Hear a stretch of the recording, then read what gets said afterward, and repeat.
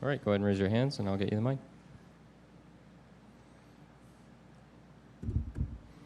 Hey, John, it looked like it was lining up for a good, less stressful bullpen day there until the end. What did Jimmy deal with, and how did you like the bullpen otherwise lining up around that? Yeah, Jimmy it's right knee discomfort, kind of been, nagging at him a little bit, covering first and backing up home.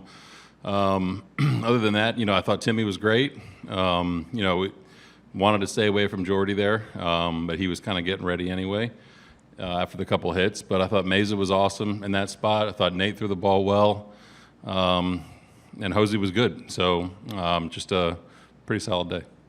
And something like Nate coming in with a bit of a less stressful inning there after his last outing, is that a look at a benefit of having a bit more of a lead than one run?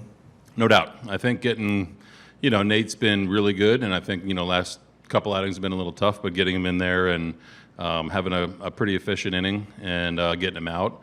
It is nice when it's not, one runner on and you're in trouble. With the 4-run lead, a little bit different. So, it was, good job by the offense to add on in the middle, big homer from Vlad, and it kind of allows guys to be a little bit less, guys and me a little bit less stressed.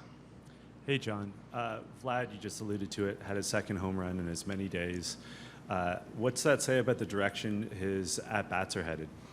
Hopefully they can stay kind of right there. I thought, again, he was laying off some pitches, down and away. Got a hanging breaking ball there, and he can hit it as hard and as far as anyone in the league. So if he can stay right there, I think I said it to Keegs before the game, just don't budge from what you did last night. And he didn't. So, I think those are the at-bats we've kind of been, they've been eluding us a little bit, and it allows you to kind of go, okay, let's line the bullpen up a little bit differently. But hopefully he can stay right there.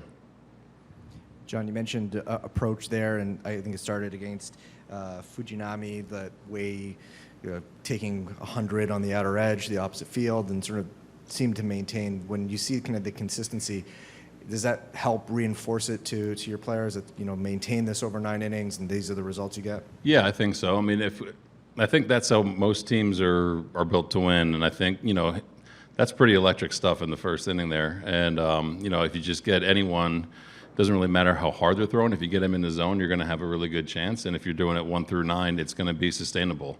So love the way we came out of the gates. And, Harris kind of settled in there a little bit in the middle innings. And then, Vlad eclipsed Pruitt. So I thought overall the approach was pretty good up and down the lineup tonight.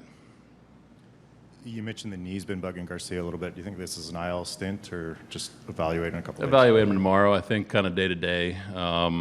He's good enough to pitch today. I think it was just kind of weird covering first twice and kind of just, grabbed him a little bit. But we'll see how he is tomorrow. But not expecting that, but we'll see how he comes in tomorrow.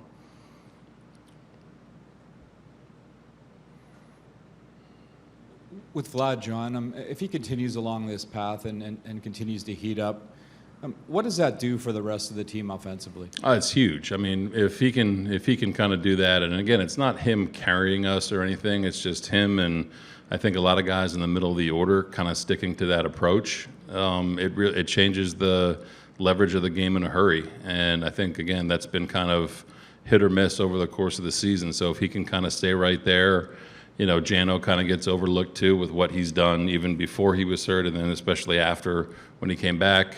If they can kind of do that, it's just you get some traffic and you either get string a couple hits together, which is tough to do. But if you can leave the yard with a couple of guys on, it really changes the complex of the game. John, what does Victor help Vlad most with, mental or physical? Victor Martinez? I think more approach, more mental stuff. Victor's, he's kind of been through it all and has had kind of MVP caliber years.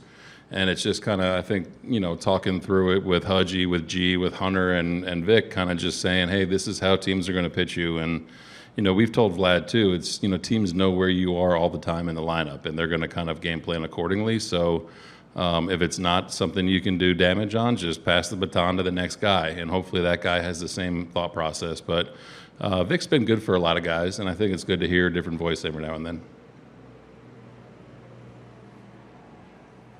John, we know it's not a try harder, want it more sport, right? But after last night, the disappointing loss, to start just single, double, get a run in, 3 batters in, and then answer their run right away.